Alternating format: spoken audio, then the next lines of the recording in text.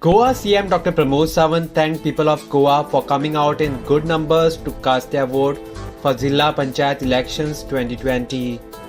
CM Dr. Pramod Sawant took to social media and said the following: I wholeheartedly thank the people of Goa for coming out in good numbers to cast their vote for Zilla Panchayat elections 2020, thereby strengthening the grassroots democracy.